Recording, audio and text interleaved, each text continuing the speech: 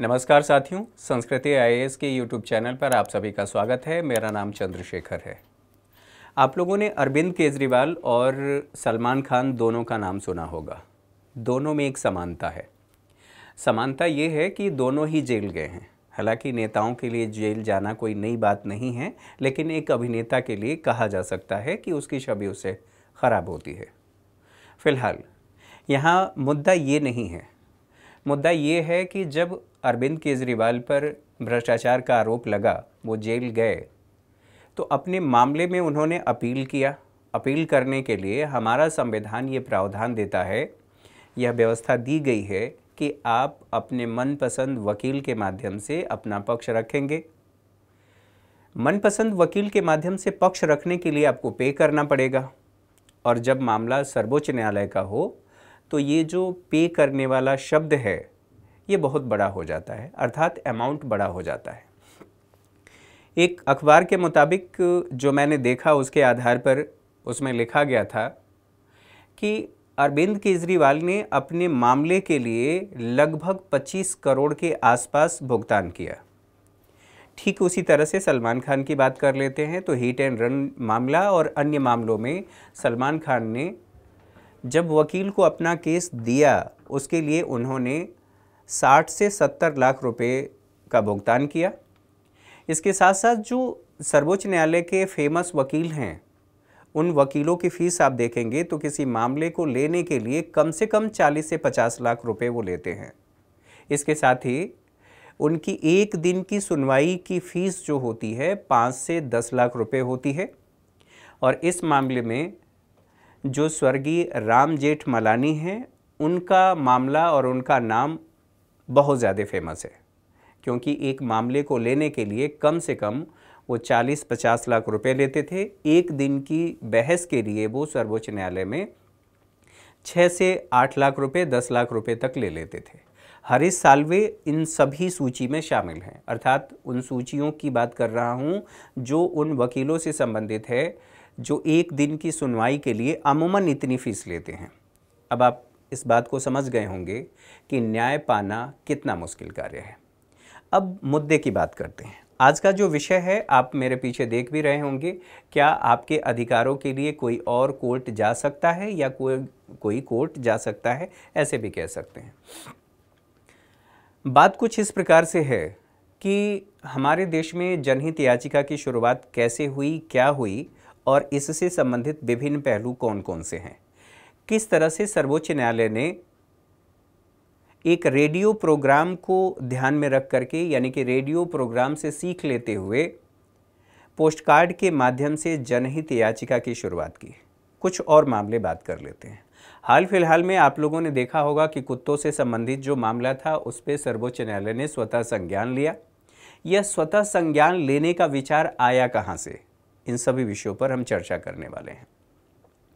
हमारे संविधान का एक अनुच्छेद है आर्टिकल 32। इस अनुच्छेद के तहत सर्वोच्च न्यायालय को 5 प्रकार के रिट जारी करने की शक्ति प्राप्त है। साथ ही साथ संविधान के अनुच्छेद 226 के तहत हाईकोर्ट को भी रिट जारी करने की शक्ति प्राप्त है। जो सर्वोच्च न्यायालय और हाईकोर्ट रिट जारी करते हैं, हालांकि हाईकोर्ट को रिट जारी करने की शक्तियां अधिक हैं, सर्वोच्च न्यायालय से पहले भी हम लोगों ने इस पर चर्चा किया था। बंदी प्रत्यक्षीकरण, परमादेश, अधिकार प्रेक्षा, प्रतिषेध, उत्प्रेषण इत्यादि, ये सभी 5 प्रकार के रिट सर्वोच्च न्यायालय और हाईकोर्ट दोनों ही जारी करते हैं। महत्वपूर्ण बात यह है कि रिट जारी करने का अधिकार तो है, लेकिन उसमें ये नहीं बताया गया था कि आखिर कोई व्यक्ति अपने अधिकारों के लिए सर्वोच्च न्यायालय कैसे जा सकता है। दूसरे शब्दों में कहूँ तो प्रक्रिया के बारे में उल्लेख नहीं था, और इसी बात को ध्यान में रखते हुए सर्वोच्च न्यायालय ने संविधान के अनुच्छेद 145 का प्रयोग किया। अब आपके जहन में आएगा कि संविधान का अनुच्छेद 145 क्या कहता है। संविधान का अनुच्छेद 145, उसमें ये प्रावधान किया गया है कि सर्वोच्च न्यायालय मौलिक अधिकारों की रक्षा करने के लिए संसद के विधि के अधीन रहते हुए मौलिक अधिकारों की रक्षा करने के लिए प्लस कोर्ट के संचालन के लिए नियम बना सकता है।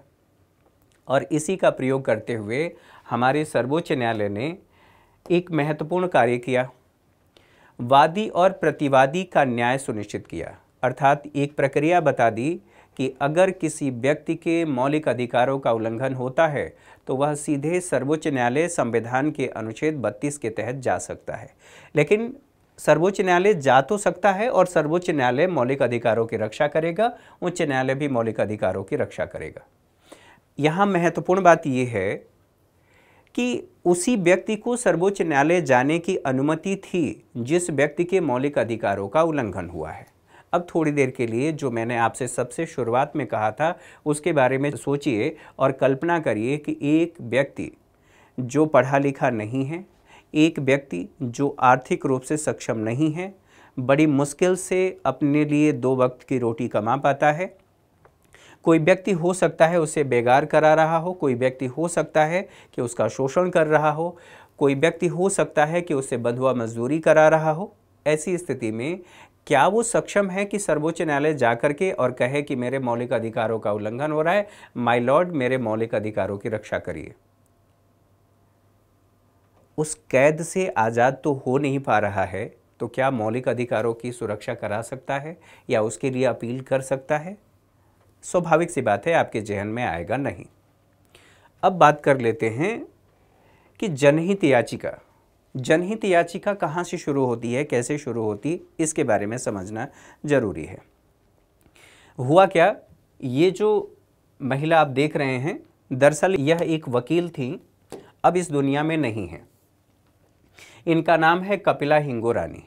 ठीक है, इन्होंने बिहार के जेल में लगभग 40,000 से अधिक कैदी बंद थे और उन कैदियों की समस्या ये थी कि वो छोटे छोटे अपराध में बंद थे। अगर उन्हें सज़ा दी जाती तो जितना उन्होंने लंबा समय जेल में काट लिया उससे कम समय की ही सज़ा होती और वो जेल से छूट जाते। अर्थात उनका अपराध इतना बड़ा नहीं था जितना उन्होंने सज़ा जेल में काट लिया। सवाल ये उठता है कि आखिर उन्होंने जेल में सज़ा काटी क्यों? इसके पीछे कारण क्या था? इसके पीछे 2 कारण थे। पहली बात ये कि उन्हें न तो अपने मौलिक अधिकारों के बारे में पता था और न ही वह आर्थिक रूप से इतने सक्षम थे। अगर वो शिक्षित होते तो मौलिक अधिकारों को समझते, मौलिक अधिकारों को जानते और उसके माध्यम से वह अपने मौलिक अधिकारों की रक्षा के लिए सर्वोच्च न्यायालय से गुहार लगाते। अगर वो आर्थिक रूप से सक्षम होते, सशक्त होते, तो वह एक वकील करके अपनी जमानत ले लेते, लेकिन ये दोनों ही काम नहीं हो पाया। समस्या बढ़ती गई। लेकिन कपिला हिंगोरानी, जिनके पति का नाम कपिला था और इनका नाम हिंगोरानी था, इन्होंने सर्वोच्च न्यायालय में एक याचिका दाखिल किया। इससे पहले की कहानी ये है कि सर्वोच्च न्यायालय ने वादी और प्रतिवादी का न्याय सुनिश्चित किया था कि इस प्रक्रिया से आपके मौलिक अधिकारों की सुरक्षा होगी, आपके अधिकारों की रक्षा हो सकती है। इसका मतलब यही हुआ कि वही व्यक्ति जा सकता है, जो मैंने पहले आपसे कहा कि वही व्यक्ति जाएगा जिसके मौलिक अधिकारों का उल्लंघन हुआ है। अब गरीब, मजदूर, वंचित वर्ग, महिला, दिव्यांग, ये सभी तो नहीं जा सकते और न ही इतनी मोटी फीस दे सकते हैं जितना कि सलमान खान और अरविंद केजरीवाल और ऐसे तमाम लोग, तमाम सेलिब्रिटी हैं, तमाम फेमस चेहरे हैं जो दे पाते हैं। इन्होंने ऐसा क्या किया? इन्होंने वो काम किया जिसकी वजह से एकमात्र ये महिला वकील हैं जिनकी फ़ोटो सर्वोच्च न्यायालय के पुस्तकालय में लगा है। इन्होंने उन कैदियों के अधिकारों को लेकर के सर्वोच्च न्यायालय में एक याचिका दाखिल किया। ये पहला मर्तबा था, ये पहली मर्तबा था जब सर्वोच्च न्यायालय ने किसी तीसरे व्यक्ति के माध्यम से या किसी तीसरे व्यक्ति को किसी दूसरे व्यक्ति के अधिकारों की रक्षा के लिए न्यायालय में प्रवेश की अनुमति दिया। अगेन रिपीट कर रहा हूं, ये पहला मामला था जब सर्वोच्च न्यायालय में किसी तीसरे व्यक्ति की एंट्री हुई किसी दूसरे व्यक्ति के मौलिक अधिकारों की सुरक्षा के लिए। तो कपिला हिंगोरानी ने जो याचिका दाखिल की थी, सर्वोच्च न्यायालय ने उस समय याचिका स्वीकार कर ली और उस समय जो वकील थे पीएन भगवती और कृष्णा अय्यर, पीएन भगवती, कृष्णा अय्यर, ये सर्वोच्च न्यायालय के न्यायाधीश थे। इन्होंने जब याचिका स्वीकार की तो इन्होंने देखा कि मामला तो गंभीर है और इन्होंने डिसीजन दिया कि जो कैदी लंबे समय से जेल में बंद हैं, न तो उनके मामलों की सुनवाई हुई है और न ही उन मामलों में चार्जशीट प्रशासन के द्वारा दाखिल किया गया है, उन सभी कैदियों को छोड़ दिया जाए और इस तरह से 40,000 से अधिक कैदियों को सर्वोच्च न्यायालय के आदेश पर छोड़ दिया गया। ये पहला मामला था।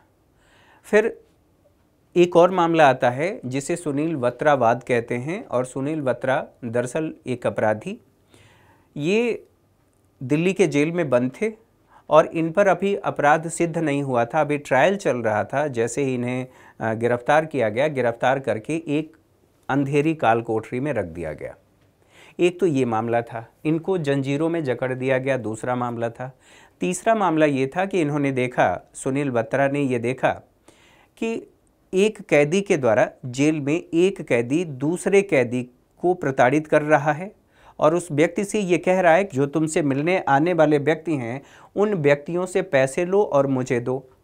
आप ऐसे कह सकते हैं कि एक कैदी ने दूसरे कैदी का शोषण किया कि इस पर दबाव बनाऊंगा तो इससे जो भी व्यक्ति मिलने आ रहे हैं वो व्यक्ति इसको पैसा देंगे। और फिर इस विषय को लेकर के 1979 में, चूंकि कपिला हिंगोरानी वाला मामला भी 1979 का है और उसी समय ये भी मामला आता है और PIL दाखिल किया गया। तो यह दूसरा मामला था जब सर्वोच्च न्यायालय ने तीसरे पक्ष के द्वारा किसी अन्य व्यक्ति के अधिकारों के रक्षा के लिए पहल किया। यहां तक तो मामला ठीक है। इन दोनों लोगों को जहां PIL का जनक कहा जाता है, वहीं इनको PIL का जननी कहा जाता है। अमूमन इनका नाम शायद ही कोई जानता है, अगर कोई जानता है तो बहुत अच्छी बात है, नहीं जानता है तो आज से जान ले। PIL कहाँ से लिया गया? यह अमेरिका से लिया गया। अमेरिका में न्यायिक सक्रियता से इसकी शुरुआत होती है। 1970 के दशक में हमारे देश में अपनाया गया। अब बात आती है कि आखिर इस PIL का प्रभाव क्या हुआ, जनहित याचिका का प्रभाव क्या हुआ, और जनहित याचिका दरअसल है क्या? तो जैसा कि आप नाम से ही समझ रहे होंगे, PIL यानी कि पब्लिक इंटरेस्ट लिटिगेशन या जनहित याचिका, जनता के हित या समुदाय के हितों के लिए कोई दूसरा व्यक्ति न्यायालय जा सकता है और ये कह सकता है कि इनके अधिकारों का हनन हो रहा है और इनके अधिकारों को न्यायालय सुनिश्चित करे। तो तीसरे पक्ष के द्वारा न्यायालय में प्रवेश, और यहीं से जो आप लोगों ने फ्रंट पेज पर देखा था, क्या आपके अधिकारों के लिए कोई लड़ सकता है? तो बिल्कुल लड़ सकता है। आप लोगों ने जॉली LLB भी देखा होगा, जहां पर जनहित याचिका दाखिल होती है। हालांकि वो जनहित याचिका इसलिए दाखिल होती है ताकि मैं फेमस हो जाऊं और मेरी वकालत चमक जाए, मेरे क्लाइंट बन जाए। लेकिन आगे चलकर की चीज़ें, सिनेरियो बदल जाता है। फिलहाल तो ये भी मामला तो हो सकता है कि कोई व्यक्ति फेमस होने के लिए जनहित याचिका दाखिल कर दे और ईजिली किसी मामले में अपने आप को ऊपर ले आए, यानी कि जनहित याचिका ना होकर के प्रचार याचिका बन जाएगी।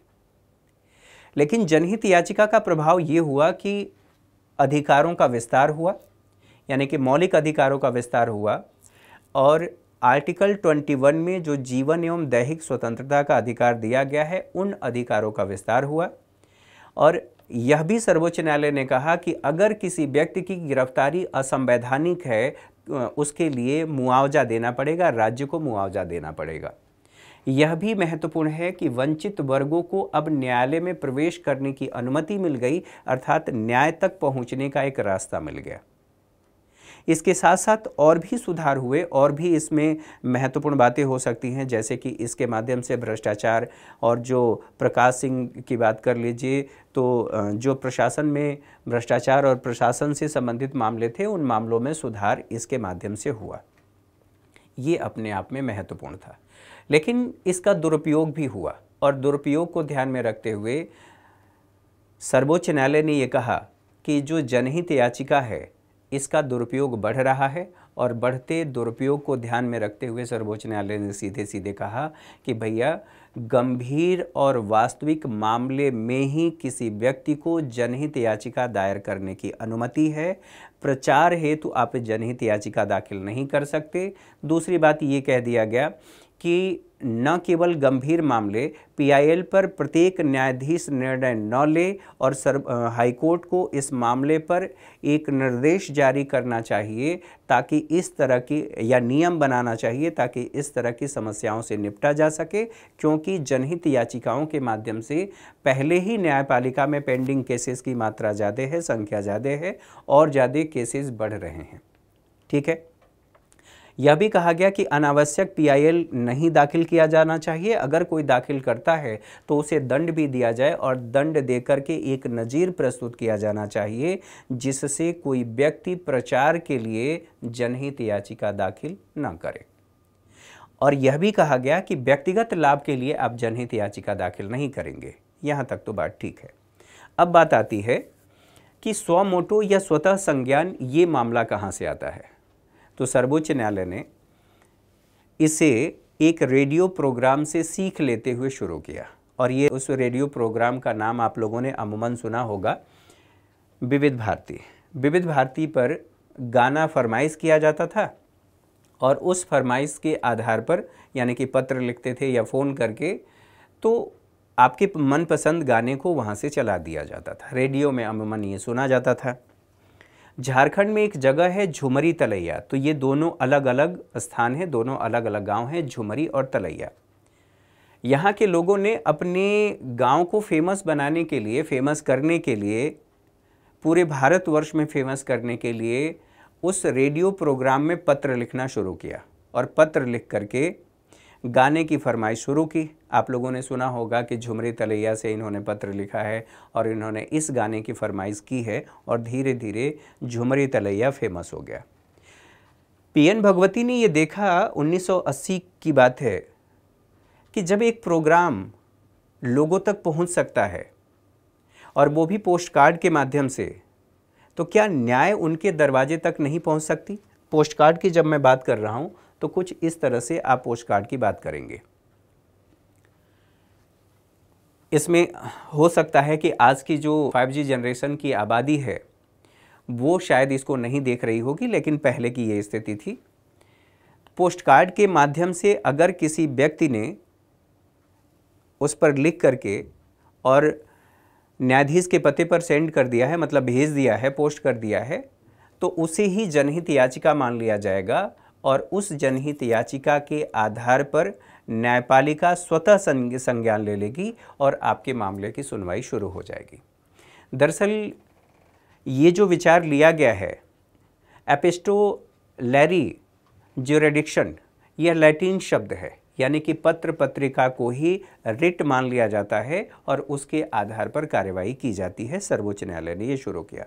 तो सर्वोच्च न्यायालय ने उसी रेडियो प्रोग्राम के माध्यम से इसे अपने न्यायिक व्यवस्था में उतारा और अब किसी व्यक्ति के यदि मौलिक अधिकारों का उल्लंघन होता है तो वह पोस्ट कार्ड के माध्यम से भी अपनी बातें लिख करके भेज सकता है और उसके ज़रिए न्यायपालिका आप तक पहुंचेगी। यानी कि अब आपको न्यायपालिका तक पहुंचने की ज़रूरत नहीं है, न्यायपालिका आपके दरवाजे तक पहुंचेगी। यहाँ तक बातें समझ में आ गई होंगी। हाल फिलहाल में जो मैंने आपसे कहा था कि कुत्तों से संबंधित जो मामला था, उन मामलों को लेकर के और कई अन्य मामलों में सर्वोच्च न्यायालय ने स्वतः संज्ञान लिया है। तो ये रहा इससे संबंधित इतिहास, और इन सभी बातों को ध्यान में रखते हुए आप ये भी देखेंगे कि जो स्व मोटो या स्वतः संज्ञान लेने के मामले हैं सर्वोच्च न्यायालय के 2020 से 2018 से आप देखेंगे तो लगातार इस मामले में न्यायपालिका की सक्रियता बढ़ी है, स्वतः संज्ञान न्यायपालिका ने लेना शुरू किया है। लेकिन ये अपने आप में इतना ही महत्वपूर्ण नहीं है या इतनी ही बातें नहीं हैं। यह एक व्यवस्था को, एक ऐसी व्यवस्था को जन्म देती है जहां से विवाद शुरू हो जाता है, और वो विवाद है अति न्यायिक सक्रियता। तो आज के सेशन में मेरे साथ इतना ही। अगली क्लास में अगले किसी सेशन में मुलाकात होगी। तब तक के लिए नमस्कार, ढेर सारी शुभकामनाएं।